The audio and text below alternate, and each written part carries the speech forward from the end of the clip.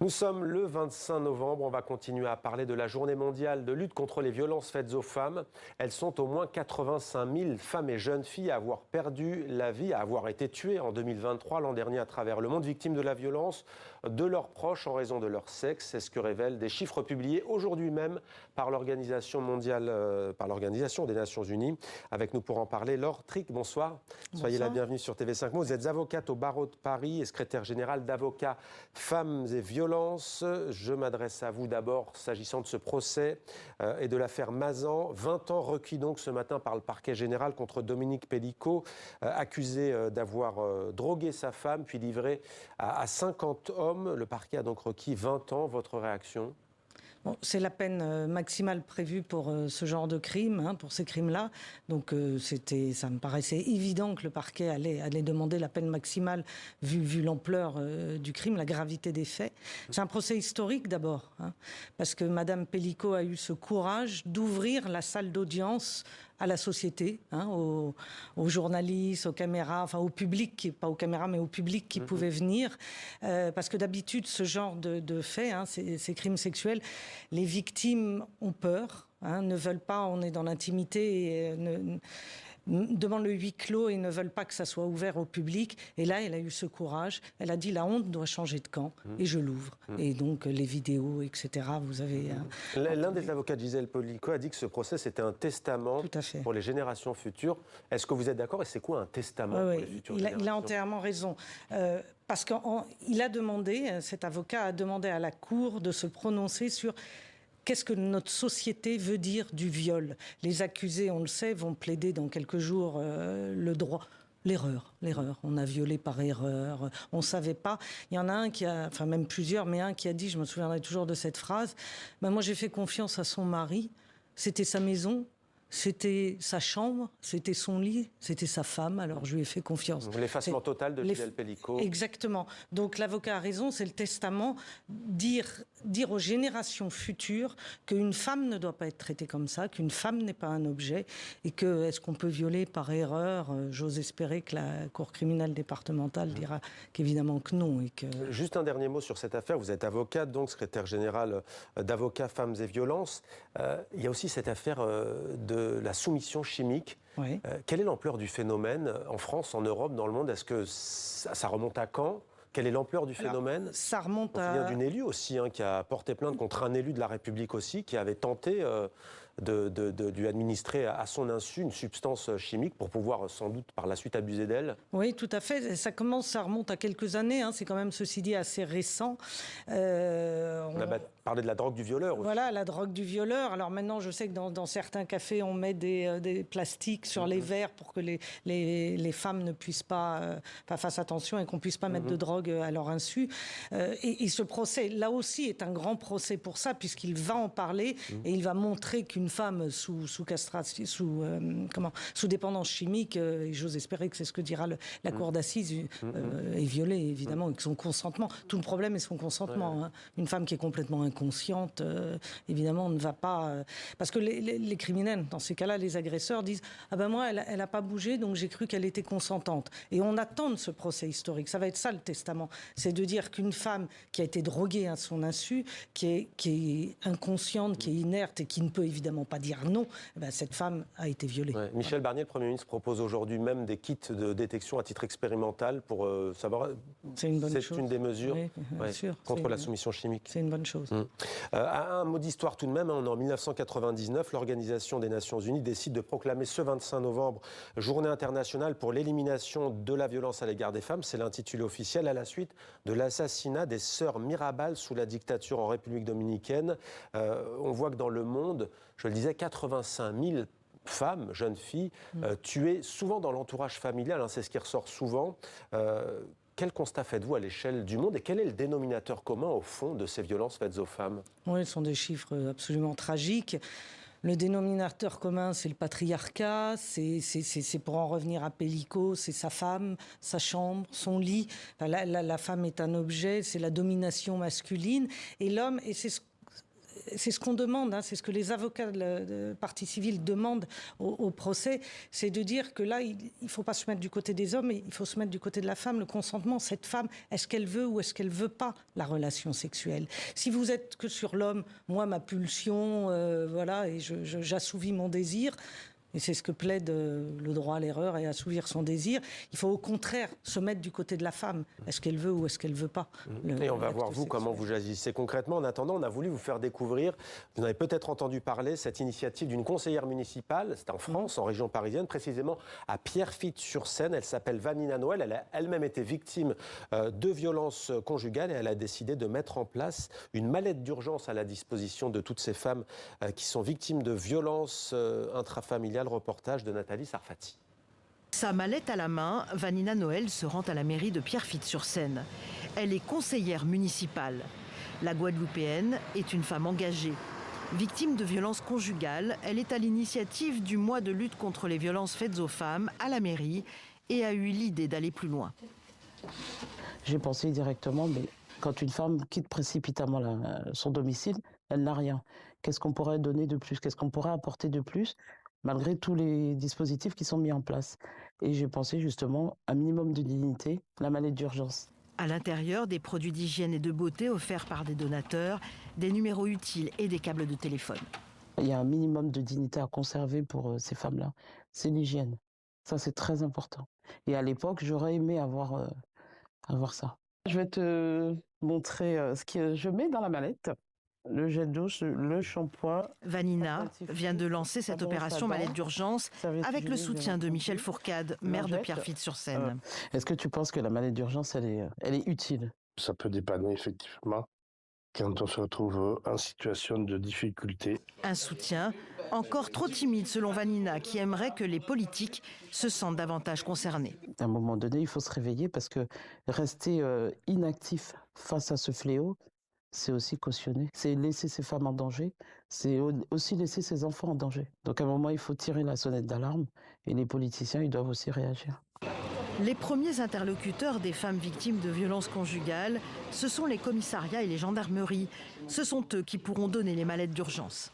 Il y a déjà des commissariats qui sont en partenariat avec nous, qui ont réclamé la mallette d'urgence. La mallette est déjà victime de son succès. La mairie du Lamentin, en Guadeloupe, a fait une demande. Vanina et son association, le CEFOM, espèrent que le dispositif sera rapidement mis en place au niveau national. Alors, très qu'une réaction à cette initiative? C'est une très belle initiative, elle a complètement raison. Hein, parce que là, quand la femme part en pleine urgence, elle est complètement, elle a plus rien. Souvent, elle part sans son téléphone, sans rien. Ouais. Nous, alors, quand elle arrive à partir avec son téléphone, pour les femmes habitant Paris, pour l'instant, Avocat Femmes et Violences, c'est juste sur Paris. Elles peuvent tout de suite avoir les numéros où aller les associations ouvertes en pleine nuit. Mais en effet, il faut... C'est impératif. Vous dites, je vous lisais en préparant cet entretien, en l'état actuel des choses en France, il y a 10-12% de femmes qui trouvent un hébergement d'urgence. Vous dites, c'est rien du tout? C'est rien du tout, ouais. Et c'est ce que demandent les associations. N'arrêtent pas de demander plus de moyens, plus d'hébergement. C'est un véritable problème. C'est pour ça que les femmes restent à l'intérieur de la famille avec leurs conjoints violents. Parce qu'ils n'ont pas les moyens de partir. Et aucun continent n'est épargné. On évoquait la France, l'Europe, les Caraïbes, l'Amérique centrale et Afrique sont les régions d'ailleurs où sont enregistrés le plus de ces crimes devant l'Asie. On parle beaucoup des violences aujourd'hui faites aux femmes d'un point de vue sexuel, puisqu'on a parlé de ce procès Mazan notamment, tout à l'heure d'une athlète ivoirienne, vice-championne de taekwondo, victime de violences sexuelles. Quels sont les autres fléaux en matière de violences faites aux femmes? La violence, elle a des formes multiples. Elle a des formes multiples. Alors, vous avez les mariages forcés, vous avez les mutilations génitales, les excisions, vous avez la violence économique, la femme qui est complètement dépendante économiquement, qui n'a pas d'argent, pas de chéquier, pas de carte bleue, pas de compte en banque. Qui est infantilisée, qui est complètement mineur à vie. Infantilisée, la violence psychologique. Vous avez tout le mariage forcé. L'Afghanistan, il y a aussi l'effacement. Le crime d'honneur. Par exemple, le crime d'honneur et l'éducation. L'éducation, ne pas aller à l'école, faire que les femmes n'ont pas les mêmes droits que les hommes. Ce sont des citoyens de seconde zone, de second droit, comme en Afghanistan, où elles peuvent même pas parler entre elles dans la rue, même pas parler dans la rue. Interdiction de s'exprimer en public, mesure prise par les talibans en Afghanistan. Pour autant, il faut le dire aussi, Il y a la sidération quand on découvre des affaires comme celle de Mazan, quand on découvre aussi d'autres fléaux et problématiques que vous venez d'évoquer. Mais il y a des avancées tout de même.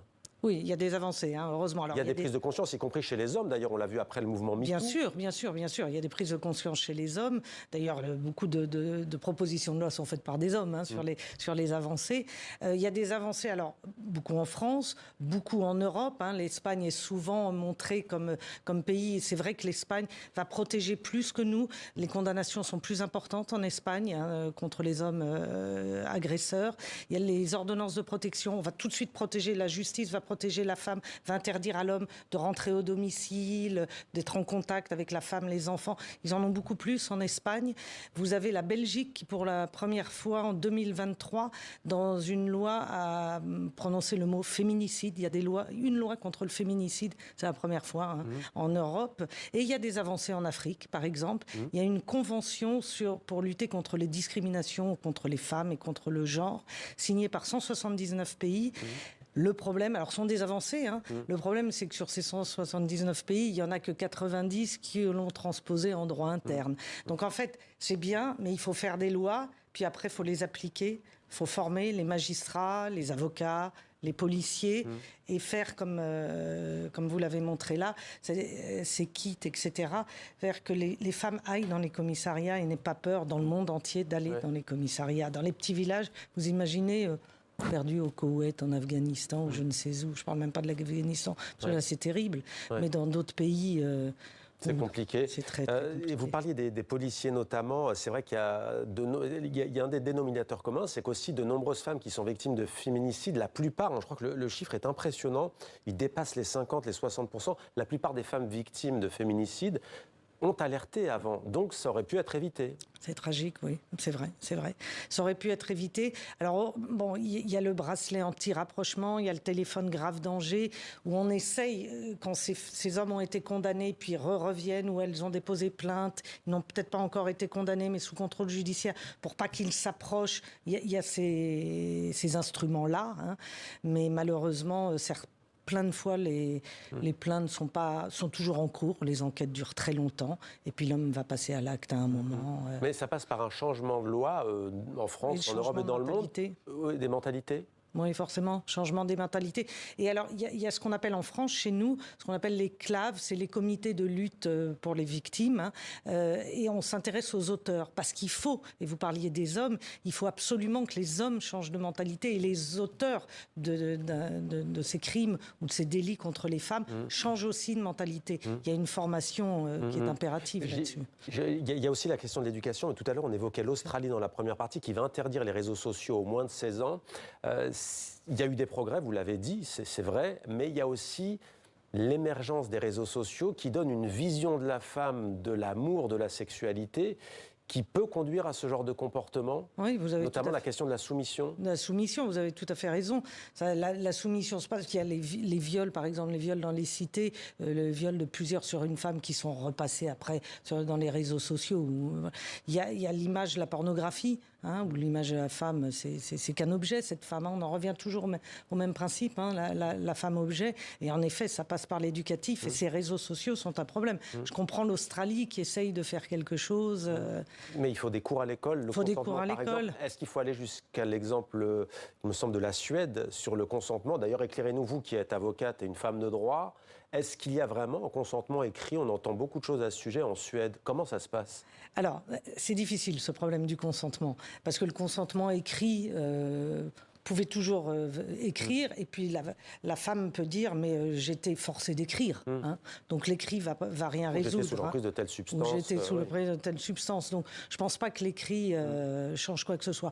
Mais vous avez raison vraiment sur l'éducation. C'est important. Nous, les avocats, on va en France entière, on va dans les écoles, on va expliquer ça dans les collèges et les lycées. Il faut et c'est pour ça qu'ils parlaient de testament pour les générations futures, les avocats de Gisèle Pellico, en disant c'est pour les générations futures, il faut que ça change, il faut que et la justice soit sévère et applique bien les peines, mais elle le fait de plus en plus. Et il faut que toutes ces générations futures, et c'est bien des journalistes comme vous en parlent, hein, ces journées mondiales, vous relayez de lutte contre les violences faites aux femmes, vous relayez pour que tout le monde l'entende, jeunes, moins jeunes.